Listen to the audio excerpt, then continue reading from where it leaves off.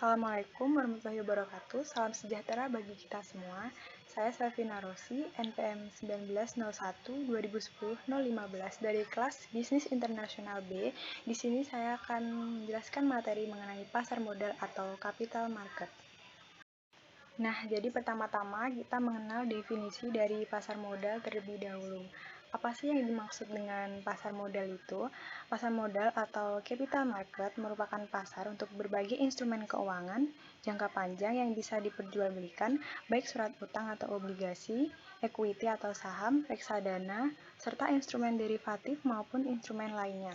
Jadi, pasar modal ini merupakan sarana pendanaan bagi perusahaan maupun instansi lain seperti pemerintah, serta sarana untuk kegiatan berinvestasi.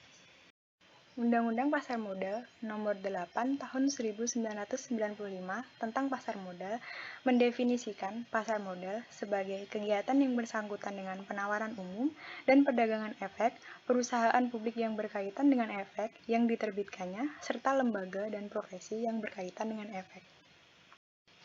Pasar modal mempertemukan pihak yang memiliki kelebihan dana dengan yang membutuhkan dana. Pasar modal memfasilitasi jual beli sekuritas yang umumnya berumur lebih dari 1 tahun seperti saham dan obligasi. Pasar modal mendorong terciptanya alokasi dana yang efisien.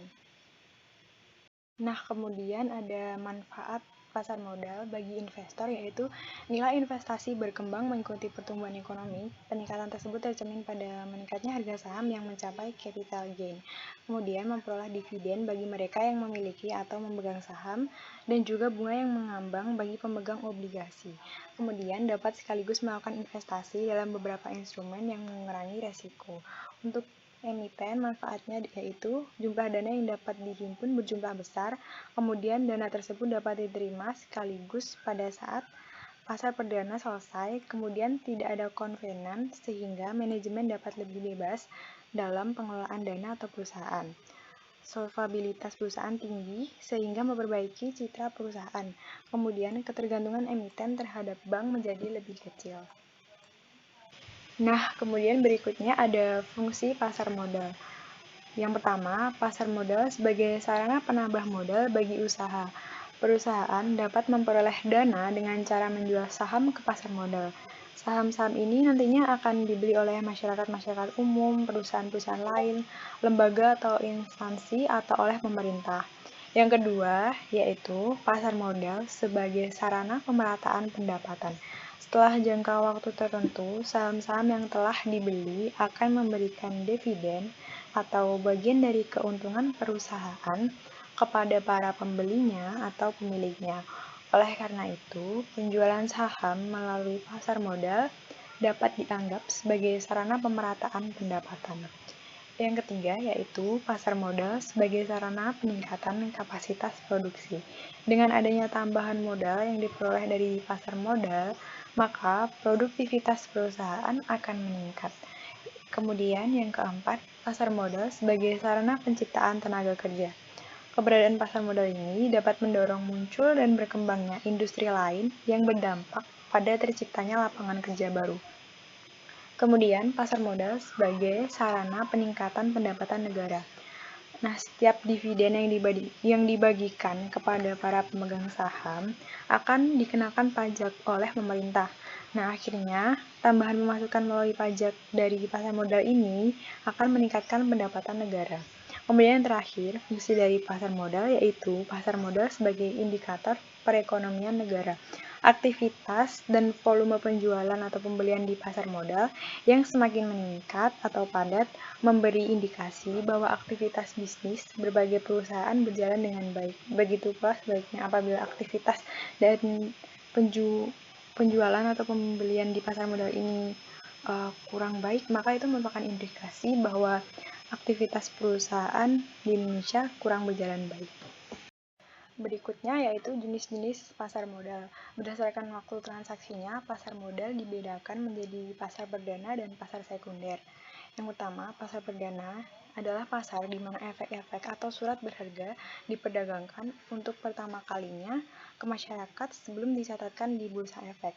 Nah, jadi periode pasar perdana itu yaitu ketika saham atau efek lainnya itu pertama kali dijual oleh perusahaan atau penjamin emisi atau underwriter kepada para investor atau pemodal atau calon pembeli saham melalui agen-agen penjualan saham seperti broker dan dealer. Nah, periode ini biasa disebut dengan penawaran perdana saham yang dikenal dengan Initial Public Offering atau IPO. Nah, kemudian berikutnya ada pelaku pasar modal. Siapa saja sih para pemain utama yang terlibat di pasar modal dan lembaga penunjang yang terlibat langsung dalam proses transaksi antara pemain utama, yaitu sebagai berikut. 1. Emiten. Emiten yaitu perusahaan yang melakukan emisi, baik yang berupa saham ataupun obligasi. Kemudian yang kedua ada investor. Investor yaitu pemodal yang akan membeli atau menanamkan modalnya di perusahaan yang melakukan emisi. Kemudian yang ketiga ada penjamin emisi atau underwriter, yaitu lembaga yang menjamin terjualnya saham atau obligasi sampai batas waktu tertentu dan dapat memperoleh dana yang diinginkan emiten. Kemudian yang keempat ada agen penjualan, yaitu pihak yang menjual efek dari perusahaan yang akan go public tanpa kontrak dengan emiten yang bersangkutan. Kemudian yang terakhir ada pialang atau bisa disebut broker, merupakan perantara antara si penjual atau emiten dengan si pembeli atau investor atau pemodal dalam jual beli efek atau saham. Berikutnya yaitu instrumen investasi dari pasar modal. Yang pertama ada saham bersifat ekuitas, kedua obligasi atau surat utang bersifat pendapatan tetap, kemudian yang ketiga ada reksadana, yang keempat ada exchange traded fund atau ETF, kemudian ada efek beragun aset atau EBA, dan produk-produk derivatif. Instrumen yang pertama yaitu saham. Saham merupakan surat berharga yang menjadi bukti kepemilikan atas sebuah perusahaan. Investor yang memiliki saham di sebuah perusahaan berhak untuk mendapatkan dividen atau pembagian laba. Kemudian jenis saham berdasarkan hak klaimnya dibedakan menjadi dua. Yang pertama itu saham biasa atau common stock. Hak klaim terakhir ketika perusahaan mengalami likuidasi, hak suara proporsional dalam RUPS, mendapatkan dividen sesuai penentuan RUPS, prioritas hak memesan efek terlebih dahulu, dengan kode saham 4 huruf kapital yaitu XXXX. Yang kedua yaitu saham preferen atau preferred stock. Hak klaim diprioritaskan ketika perusahaan mengalami likuidasi, tidak memiliki hak suara RUPS, hak dividen tetap setiap tahun. Kemudian kode saham terdiri dari 5 huruf kapital dengan huruf P sebagai penanda bahwa itu adalah saham preferen, yaitu XXXXP. Yang berikutnya yaitu obligasi. Obligasi yaitu surat utang jangka menengah sampai panjang yang dapat dipindah tangankan pemegangnya memiliki hak untuk memperoleh bunga serta pelunasan utang pada jangka yang telah ditentukan. Nah, obligasi dibedakan berdasarkan penerbit, yaitu ada obligasi korporasi atau corporate bonds yang diterbitkan oleh swasta, BUMN, dan BUMD. Kemudian yang kedua, obligasi negara atau government bonds diterbitkan pemerintah seperti SUN atau SBSN. Kemudian jenis obligasi berdasarkan jenisnya, 1 obligasi konvensional, 2 obligasi syariah atau suku. Efek syariah berupa bukti kepemilikan atas underlying aset. Instrumen pasar modal berikutnya ada reksadana. Reksadana dikenal sebagai instrumen investasi yang menjadi wadah untuk pengumpulan serta pengelolaan dana beberapa investor. Dana tersebut kemudian dikelola manajer investasi menjadi berbagai instrumen seperti pasar uang, obligasi, saham, atau efek lainnya. Jenis reksadana ada 4, yaitu 1 reksadana pasar uang, 2 reksadana pendapatan tetap, 3 reksadana saham, dan yang terakhir reksadana campuran.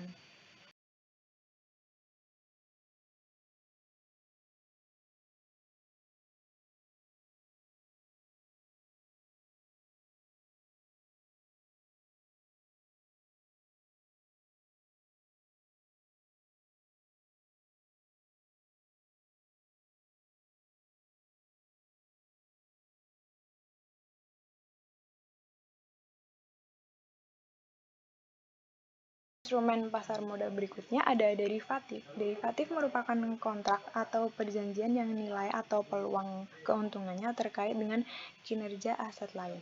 Aset lain ini disebut sebagai underlying assets. Kemudian jenis derivatif yang dikenal di Indonesia ini ada dua, yaitu yang pertama warrant dan juga right. Nah, yang berikutnya yaitu lembaga dan struktur pasar modal di Indonesia. Yang pertama yaitu ada OJK atau Otoritas Jasa Keuangan.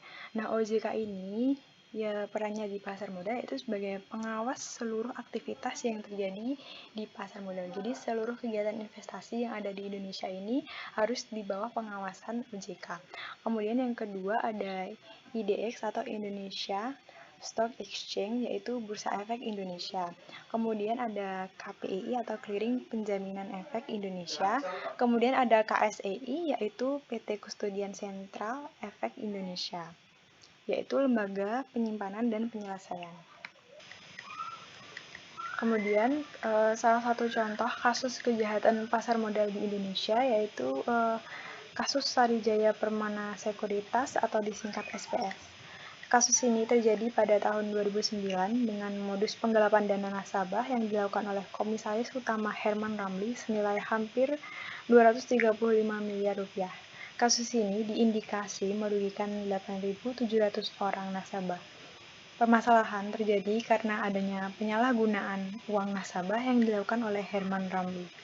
Berkaca dari kasus penggelapan dana nasabah yang sering terjadi, maka pemerintah berusaha melakukan inovasi dengan SID atau Single Investor Identification dan sistem RDN atau rekening dana nasabah. RDN atau rekening dana nasabah.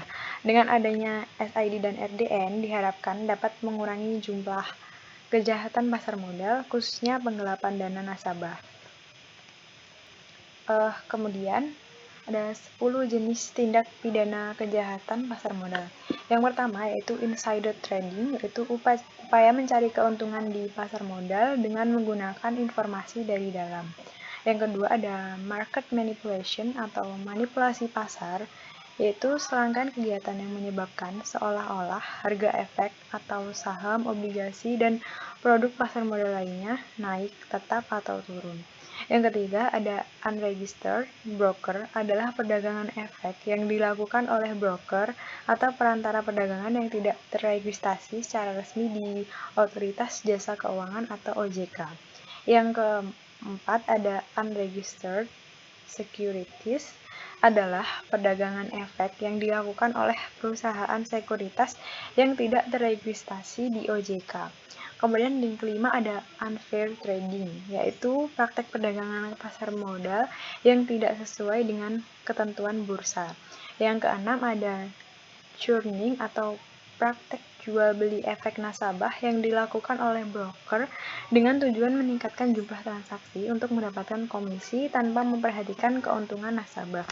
Yang kemudian yang ketujuh ada margin account adalah broker meminjamkan sejumlah uang kepada nasabah untuk melakukan transaksi jual beli efek. Kemudian price manipulation, tindak manipulasi yang dilakukan oleh dua atau lebih transaksi efek, tujuannya agar terjadi penyimpangan harga dan mempengaruhi pihak lain. Yang ke-9 ada forgery atau pemalsuan dokumen atau informasi yang berkaitan dengan pasar modal. Yang terakhir, yang ke-10 yaitu ada breach fiduciary duty adalah tindak kejahatan yang dilakukan oleh orang yang diberi kepercayaan untuk mengelola dunia nasabah atau fiduciary. Nah, menyikapi atau belajar dari kasus-kasus kejahatan dalam pasar modal yang sudah saya jelaskan tadi, maka ini ada beberapa tips untuk investor agar terhindar dari kejahatan pasar modal. Yang pertama yaitu sebelum berinvestasi produk apapun, pastikan Anda berinvestasi pada pengetahuan dan waktu.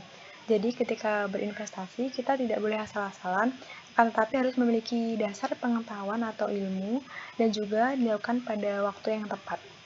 Kemudian pastikan Anda memahami sistem SID atau Single Investor Identification dan skema kerja RDN atau rekening dana nasabah seperti yang sudah saya jelaskan mengenai SID dan RDN di slide yang sebelumnya.